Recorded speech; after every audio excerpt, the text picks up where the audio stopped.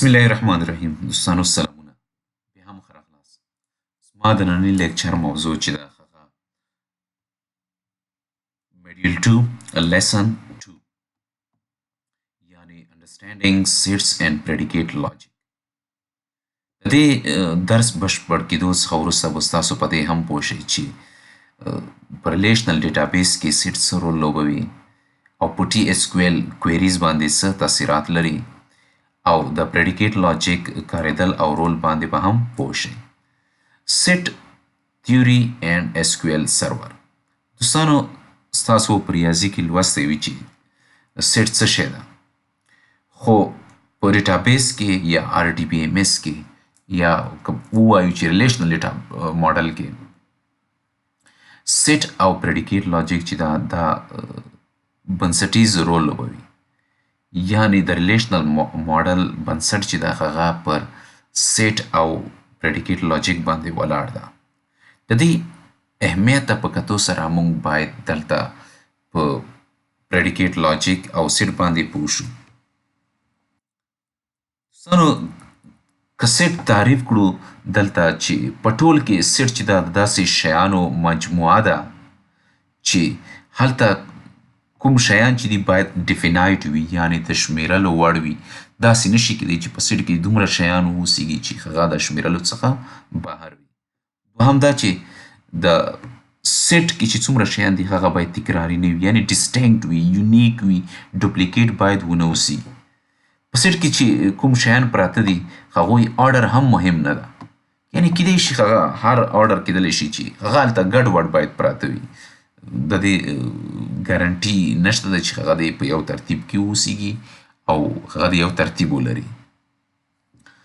دوستانو باید سیټ ته موږ د یو واحد په توګه وګورو یو داسې مجموعې په توګه ورته وګورو چې کیدای شي هلته هیڅ غړی ونه اوسیږي یعنی خالي واوسیږي یا حتی ډېر زیات غړي واوسیږي یعنی ایلیمنټس یا ممبر واوسیږي پکې.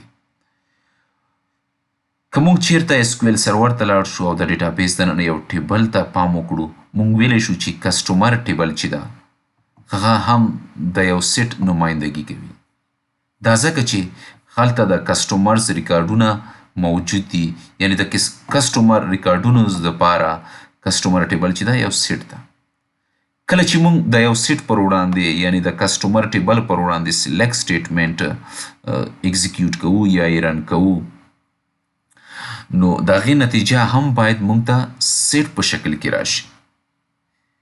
دا موږ باید همیشه په ذهن کې ولرو چې موږ د یو سیټ پر وړاندې خپله کویري رن کوو نه چې د یو ځانګړي ریکارډ پر وړاندې.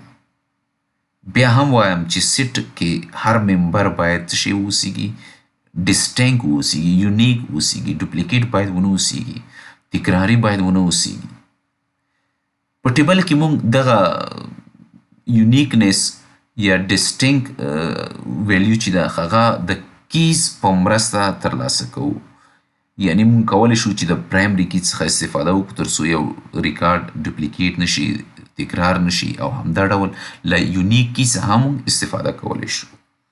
دوستانو پریډیکیټ لاجیک چې ده دا یو داسې پراپرټي او ایکسپریشن ده چې نتیجه یې همیشه ټرو وي فالز وي یا انناون وي. کله چې پریډیکیټ موږ ته نتیجه ټرو فالس په شکل کې راکړي بیا موږ ورته ویلی شو چې دغه بولین ایکسپریشن ده یعنی همیشه پریډیکیټ چې ده